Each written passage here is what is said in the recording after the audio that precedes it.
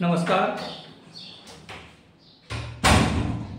आपण पाहत आहात सम्यक क्रांती यूट्यूब चॅनल माधव गायकवाड. बंधू आणि भगिनींनो, माननीय राजसाहेब ठाकरे अनेक वेळा म्हटले आहेत की दक्षिणेकडील राज्यांमध्ये ज्या वेळेला भाषेचा प्रश्न उपस्थित होतो किंवा दक्षिणेकडील राज्यांमध्ये ज्या वेळेला द्रविडी संस्कृतीच्या संदर्भामध्ये काही विषय निघतो व द्रविडी संस्कृतीला काही आघात होईल किंवा तिथे असणाऱ्या द्रविडी भाषा मल्याळम, तेलुगू इत्यादी ज्या दक्षिणेकडच्या भाषा आहेत त्या भाषांवर काही अतिक्रमण होत असेल, जसं की आता हिंदीची सक्ती, तर त्यावेळेला दक्षिणेकडील सर्व राज्यकर्ते, मग ते वेगवेगळ्या पक्षातील असोत, ते सर्व एकत्र येतात, रस्त्यावर उतरतात आणि त्याचबरोबर दक्षिणेकडील सुपरस्टार चित्रपट निर्माते, तेथील कलाकार आणि तेथील साहित्यिक विचारवंत हे सर्व एकत्र येतात आपल्या द्रविडी संस्कृतीला जपण्यासाठी आणि आपल्या द्रविडी भाषा संवर्धनासाठी. ते मंडळी सगळं एकत्र येतात असं राजसाहेब नेहमी आपल्या भाषणामध्ये सांगतात. आणि तोच प्रत्यय आता आपल्याला 5 जुलैला जो मोर्चा होणार आहे, माननीय राजसाहेब ठाकरे साहेब यांच्या आव्हानानुसार जो महामोर्चा होणार आहे, तर तोच प्रत्यय आपल्याला 5 जुलैच्या मोर्चामध्ये दिसून येणार आहे. कारण की या 5 जुलैला होणारा महामोर्चा, या मोर्चाला अनेक मान्यवरांनी पाठिंबा दिलेला आहे. अनेक कलाकार, अनेक मान्यवर, अनेक साहित्यिक या मोर्चामध्ये सहभागी होणार आहेत. माननीय शरद पवार साहेब यांनी देखील पाठिंबा दिलेला आहे आणि काँग्रेस पक्षाच्या वतीने जे त्यांचे अध्यक्ष सपकाळ यांनी देखील पाठिंबा दिला आहे. बच्चू कडू आणि अनेक राजकीय नेत्यांनी या मोर्चाला पाठिंबा दिला आहे आणि कलावंत, साहित्यिक मंडळी या मोर्चामध्ये सामील होणार आहेत. तेव्हा हा मोर्चा महाप्रचंड होईल याबद्दल शंका नाही.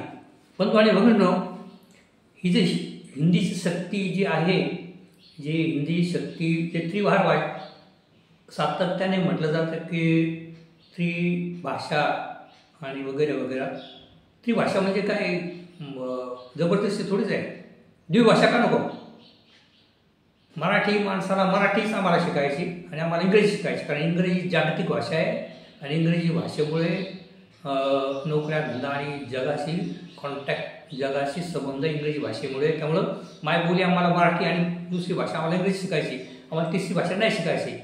तर जे कोणी महातज्ञ आहेत त्याने ती भाषेचा जो मुद्दा मांडला आहे तो गैरलाभ होतो. जर एखाद्या राजाने ठरवलं की आम्हाला द्विभाषाच शिकायच्या तर जबरदस्ती का? तर बंधू आणि भगिनींनो, हा साधा विषय नाही आहे. हिंदीचा प्रश्न उपस्थित या भाषणामध्ये झाला आहे, तो साधा विषय नाही आहे. भारतीय स्वातंत्र्याच्या वेळेला, ज्या वेळेला आपली राज्यघटना बनत होती, त्या वेळेला या विषयावर अनेक गंभीर चर्चा झालेल्या आहेत आणि घटना समितीमध्ये असलेले तज्ज्ञ आणि घटनाकार यांनी या गोष्टीचा सारसार विचार करून, प्रदीर्घ चर्चा करून हे सगळे विषय ठरवलेले आहेत. आपले त्या पद्धतीने भारतीय राज्यघटना बनलेली आहे. आणि त्याच वेळेला भारतीय राज्यघटना ज्यावेळेला बनत होती त्याच वेळेला राष्ट्रीय संघाचे गोळगुरुजी असतील, हेगडेवार असतील, त्यावेळेला त्यांनी भाषेच्या संदर्भामध्ये हाच मुद्दा मांडला होता की त्यांचं म्हणणं होतं की संस्कृत ही राष्ट्रभाषा पाहिजे आणि भारतीय जो तिरंगा झेंडा आहे त्या तिरंगा झेंड्याबद्दल पण त्यांनी वेगळं सुचवलं होतं. तेव्हा भारतीय राज्यघटना बनत होती त्यावेळेला देखील या RSS ही संघटना आहे, त्यांनी आपले अजेंडा त्यावेळेला घुसवण्याचा प्रयत्न केला होता. परंतु त्या ठिकाणी खमकी नेतृत्व होतं आणि त्यावेळेचे जे घटना समितीचे जे मंडळी होती ती महान मंडळी होती, जे वेगवेगळ्या पक्षामध्ये असले परंतु ते संपूर्ण देशाचा विचार करणारी मंडळी होती. तर त्यांनी त्या गोष्टी त्या काळात घालून पडलेल्या आहेत. तर त्यावेळेला RSS सांगत होतं का संस्कृती, आता पहा, संस्कृत ही राष्ट्रभाषा करा. आता संस्कृत ही भाषा व्यवहारातून बाद झालेली भाषा आहे आणि या व्यवहारातून बाद झालेल्या भाषेला राष्ट्रीय दर्जा द्या असं ते म्हणत होते. आणि मग संस्कृत बाद झाली आणि मग संस्कृत ही बोलीभाषा नाही आणि संस्कृत भाषा ही ठराविक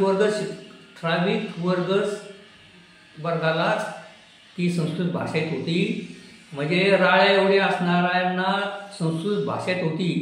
ते राळ्या एवढे असणारे लोक ज्यांना संस्कृत भाषा येते ते राळ्या एवढे असणारे लोक थाळ्या एवढ्या लोकांवर बहुजणांवर ते संस्कृत भाषा लागू पाहत होते. परंतु घटनाकाराने ती गोष्ट आणून पाडली आणि मग त्या दरम्यान ते डोक्यामध्ये सगळं RSS आणि भारतीय जनता पार्टी जे त्यांची संघटना आहे त्या गोष्टी सगळे ही मंडळी काही विसरलेले नाहीत. तर छुप्या पद्धतीने आणि तो अजेंडा त्यांचा तेव्हापासून जो चालू आहे. तर संस्कृत नको तर मग हिंदी भाषा, कारण उत्तरेकडील सगळे राज्य ही हिंदी बोलणारी आहे आणि उत्तरेकडील सगळ्या राज्यामध्ये भाजपचं प्रशासन आहे. तर संस्कृत नको तर मग हिंदी तरी लागा, कारण तेव्हापासूनच या हिंदीचा प्रभाव डालण्याचा प्रयत्न RSSच्या माध्यमातून होत होता. परंतु छुप्या पद्धतीने त्यांचे अजेंडे ते आता राबू पाहत आहेत. तेव्हा या ठिकाणी असणारे तरुण वर्गाने, बहुजन समाजाच्या तरुण वर्गाने धार्मिकचा जो मुद्दा मांडून जे तरुणांना भटकवलं जातं, तर आता तरुण जो शिकलेला आहे, सवरलेला आहे आणि तो सारसार विचार करून माननीय राजसाहेब ठाकरे यांच्या नेतृत्वाखाली असणारा जो तरुण वर्ग आहे, माननीय राजसाहेब ठाकरे यांना मानणारा जो तरुण वर्ग आहे, जो लढाऊ मनसैनिक आहे, तो आता सारसार विचार करून या भूलथापांना तो बळी पडणार नाही आणि म्हणून ते नेतृत्व आता करू पाहत आहेत या मोर्चाच्या रूपाने की आम्हाला हिंदीची सक्ती या महाराष्ट्रामध्ये चालणार नाही. आमची मायबोली मराठी आहे, ती मायबोलीच पहिलेपासून शिकवली जाईल अशा पद्धतीची भूमिका राजसाहेबांनी घेतली आणि त्यांनी जे मोर्चाचं आयोजन केलं होतं त्या मोर्चाला अनेक नेत्यांनी पाठिंबा दिला आहे आणि हा मोर्चा मोठ्या प्रमाणात होईल आणि अभूतपूर्व हा मोर्चा होईल अशा पद्धतीचं वातावरण तयार झालेलं आहे. कारण की जे राजसाहेबांचे जे कार्यकर्ते आणि उद्धव साहेबांचे कार्यकर्ते एक दिलाने या मोर्चाच्या प्रचारासाठी रस्त्यात उतरलेले आहेत आणि एक जोरदार असा प्रचार या मोर्चाच्या तयारीसाठी सुरू झालेला आहे. तेव्हा हा मोर्चा भव्यदिव्य होईल हे निश्चित आहे.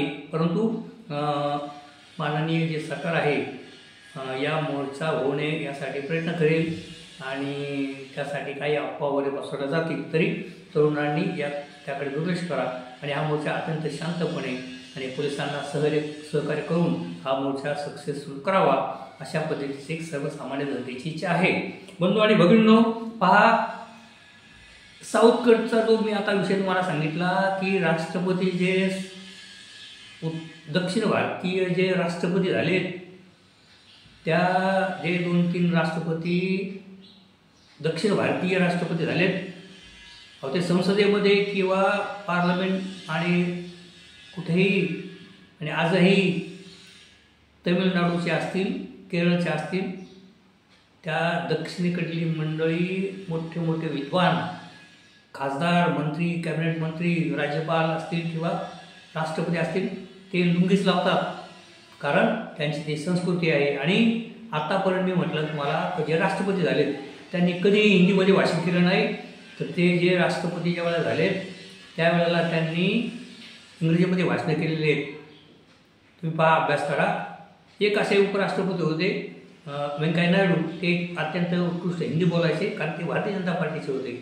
तेव्हा भारतीय जनता पार्टी आणि RSSचा जो छुपा अजेंडा आहे तो छुपा अजेंडा ते आता राबवू पाहत आहेत, कारण या ठिकाणी सत्तेच्या माध्यमातून एक एक मुद्दा ते आपल्यासमोर मांडत आहेत आणि एका बाजूला एक माननीय नरेंद्र मोदी साहेब हे घटनेला आपल्या मस्तकी लावतात आणि दुसऱ्या वेळेला त्यांचेच कार्यकर्ते, नेते हे घटनेच्या विरोधात बोलतात. ही वस्तू ती आपण पाहत राहतो आणि आता घटना म्हणतो आणि भगिनींनो, जे लोकसभा झाली त्या लोकसभेला जो सपाटून मार खाल्ला भारतीय जनता पार्टीने त्यावेळेला हा प्रश्न ऐरणीला आला होता, राज्यघटना खतरे में. तर त्यावेळेला सगळे विरोधी पक्ष येऊन त्यावेळेला एकजूट झाले आणि त्यावेळेला भारतीय जनता पार्टीचं खासदाराची संख्या कमी झालेली आहे, तेव्हा एकजुटीचं महत्त्व लक्षात घ्या। या मोर्चाच्या रूपाने मनसे आणि शिवसैनिक जर एकत्र आले आणि इतर विरोधी पक्ष एकत्र आला तर येणाऱ्या महानगरपालिकामध्ये निश्चितपणे शिवसेना उद्धव ठाकरे आणि राजसाहेबांची मनसे हे निश्चितपणे या महापालिका जिंकू शकतील अशी परिस्थिती निर्माण व्हायला वेळ लागणार नाही। म्हणून हा मोर्चा होणे गरजेचं आहे आणि हा मोर्चा भव्यदिव्य झाला पाहिजे अशीच एक सर्वसामान्य मराठी माणसाची इच्छा आहे।